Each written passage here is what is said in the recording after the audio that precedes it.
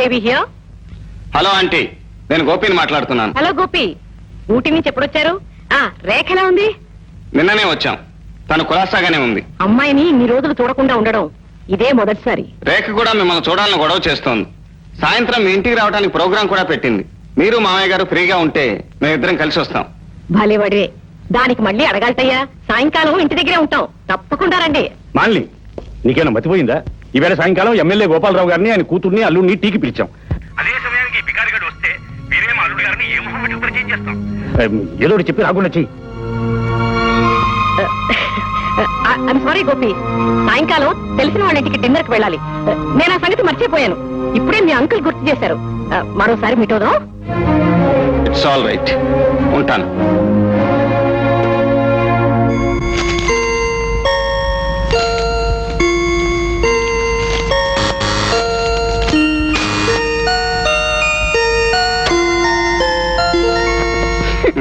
ఏమిటండి ఇంత ఆలోచన చేశారు? ఇవాళ మమ్మీ ఇంటికి వెళదాం అనుకున్నాం, మర్చిపోయారా? నువ్వు చెప్పాక ఎలా మర్చిపోతాను? కాకపోతే అక్కడికి వెళ్ళే అదృష్టం నీకు లేదనుకుంటాను. ఎందుకని? బహుశా అందుకు కారణం నేనే. ఏమిటండి మీరు అనేది? అదే, నేను ఆలస్యంగా ఫోన్ చేశాను. అప్పటికే వాళ్ళు ఏదో పార్టీకి వెళ్ళటానికి ప్రోగ్రాం ఏర్పాటు చేసుకున్నారట. పోన్లేండి, ఇందులో మీ తప్పే ఉంది. నా అదృష్టం బాగున్నప్పుడే వెళదాం. నువ్వు ఇంత అందంగా సింగారించుకున్న తర్వాత ఇంట్లో కూర్చుంటే ఏం బాగుంటుంది చెప్పు? మన ఇద్దరం హాయిగా అలా షికారుకి వెళ్ళి ఏ హోటల్లోనో భోంచేసేద్దాం.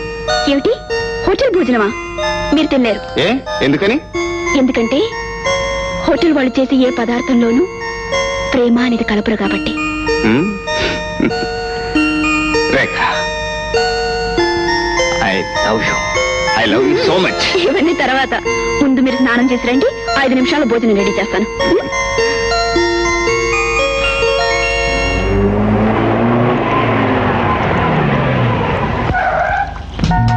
Hi Susi, welcome to Vizag. బాగున్నావా అక్క? బాగున్నానమ్మా.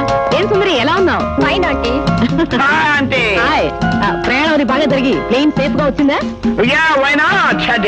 ఈ పప్పు వచ్చిన ఫ్లైట్ తోకారెక్కలు లేకపోయినా కరెక్ట్ టైం కి కరెక్ట్ ప్లేస్ కి వచ్చి ల్యాండ్ అవ్వాలి. That is Pappu's greatness. ఇతను మీ అల్లుడు పాపారావు కదూ? అవునక్క. పెళ్లికి ఇప్పటికి చాలా మారిపోయాడు. విదేశాల్లో ఉండటం కదూ, మనిషి తీరు మాట తీరు అన్ని మారిపోతాయి మరి. మనిషి మాట తీరే కాదు, పేరు కూడా మారిపోయింది. ఇప్పుడు నా పేరు పప్పు పాపారావు కాదు, నా నేమ్ ఐఎమ్ నౌ పప్పు. పిఆర్ పప్పు పప్పు. పదండి లోపలికి. రామయ్య, సామాన్ లోపలికి తీసుకురా. అయితే అక్క, రేఖ ప్రేమించి పెళ్లి చేసుకుందనమాట. అవును చూసి, దాని పెళ్లి అనుకోకుండా జరిగిపోయింది. అందుకనే మీకు కబురు చేయడానికి కూడా కుదరలేదు. Correct aunty. ఈ లవ్ మ్యారేజెస్ టైప్ అంతా first day meeting, second day marriage, third day divorce, fourth day second marriage. ఇంటికి అల్లుడు గారు ఏం చేస్తున్నారు?